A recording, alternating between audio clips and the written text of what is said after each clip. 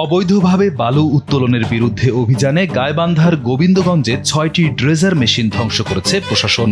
অভিযানে নেতৃত্ব দেন গাইবান্ধা ৪ আসনের সংসদ সদস্য শামীম কায়সার লিংকন।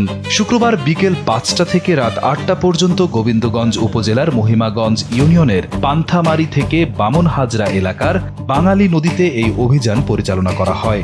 এতে উপজেলা নির্বাহী কর্মকর্তা, সহকারী কমিশনার, থানার ওসি এবং বিপুল সংখ্যক পুলিশ সদস্য অংশ নেন। অভিযান চলাকালে নদীর প্রায় ১ কিলোমিটার এলাকায় অবৈধভাবে বালু উত্তোলনে ব্যবহৃত ৬টি ড্রেজার মেশিন ধ্বংস করা হয়।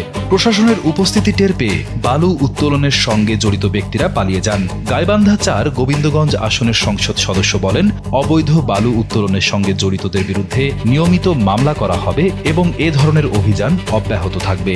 গোবিন্দগঞ্জের সকল শ্রেণীর আপামর জনসাধারণকে আমি স্পষ্ট বার্তা দিতে চাচ্ছি, যত রকম পরিবেশ দূষণ, যত রকম অবৈধ বালু উত্তোলন এবং মাদকের ব্যাপারে আমাদের জিরো টলারেন্স থাকবে এবং আপনাদেরকেও আমাদের সাথে সহযোগী হতে হবে।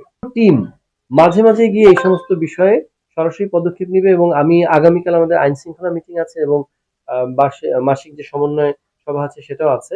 আগামী আইন শৃঙ্খলা মিটিংয়ে আমরা বিষয়টা নিয়ে রেজলিউশন আকারে আনা যায় কিনা সেটা আমরা প্রাথমিক আলোচনা করেছি। যত জায়গায় অবৈধ বালু উত্তোলন করে বালুগুলো পাওয়া যাবে সেগুলো ইনস্ট্যান্ট আমরা নিলামে বিক্রি করে মানে তাদের এই কর্মকাণ্ডকে আমরা নস্যাৎ করে দেওয়ার জন্য আমার মনে হয় সরাসরি যখন টাকায় হাত পড়বে, সরাসরি যখন তাদের হয়তো বা ভাবছে আজকে মেশিন ভেঙে নিয়ে গেল তাতে কি হচ্ছে, আমার বালুটা তো সেফ থাকলো। It's not going to happen like that. It's not going to be piece of cake anymore. আমি আপনাদেরকে সতর্ক সাবধান করছি, এই সমস্ত বন্ধ করে আমাদের গোবিন্দগঞ্জের ত্রিসীমানা এই সমস্ত চলবে না।